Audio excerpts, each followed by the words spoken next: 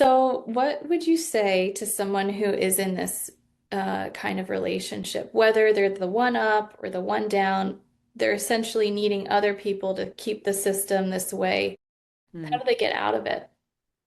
I mean, the first thing I do is just talk about how normal it is, because part of this is we all experience close committed relationship first as a hierarchy because our first experience of it, we're a child relating with a parent. And so there's an inherent and true power imbalance there. And Mhm. so we learn what it feels like to be in a dynamic where one is down and one is up, because that's true of a parent and a child. And then in adult love, the challenge is learning to do something that maybe we've never done before. Some people have more experience of this with like siblings or friends, but many people really have not experienced it of like, can we be in a close, committed peer-to-peer relationship? Can we be in the same as? And honor each other as flawed but whole beings. So that's the starting point for me is just thinking about it as like this is a normal developmental task that everybody has to face. Mhm, And mhm. it could be harder or easier depending on how extreme this was in your upbringing. But it's really normal. But I'd say like you're reaching for that feeling of same as and friends and peers, and whether you're going up or down matters less than are you in a hierarchy, and you've got to get yourself out of a hierarchy. Mhm, mhm.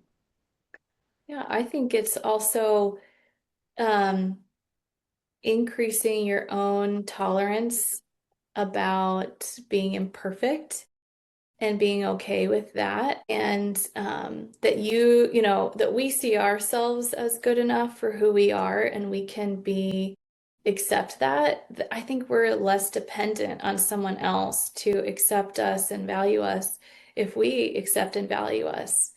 And we actually think we're bringing something to the table, who we are. And so, Yeah. of course, they would enjoy time with us um, because we see ourselves as good. So that's not the easiest thing, Hmm. especially if we come from backgrounds where, our families made us feel badly or insecure, or we were in competitive dynamics with siblings and such. But I think really that's such the big key here is that we can tolerate someone else judging us, not accepting us, if we can accept ourselves. And then we also really bring ourselves. So that's like the there's still going to be anxiety to step out and let ourselves be known. But I Yeah. think being more honest about who we are, um, it's just less tiring. It's Yeah. more Yeah. real. You're more here.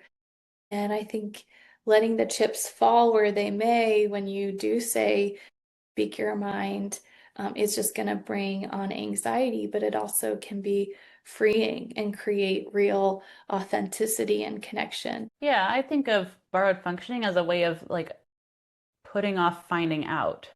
Like, could we be happy together? Does this work? Um, and every time you go into that hierarchical way of relating, you're delaying finding out the answer to those questions.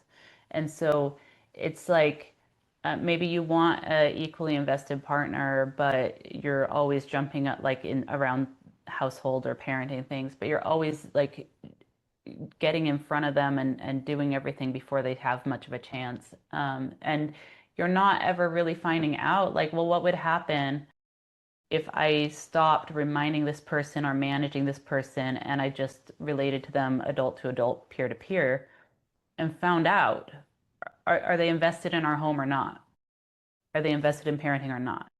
And as long as I'm like reminding them 10 times a day about all of this stuff, then I only get the answer to how invested are they when I'm bugging them about it. And I never get to find out what's authentic to them.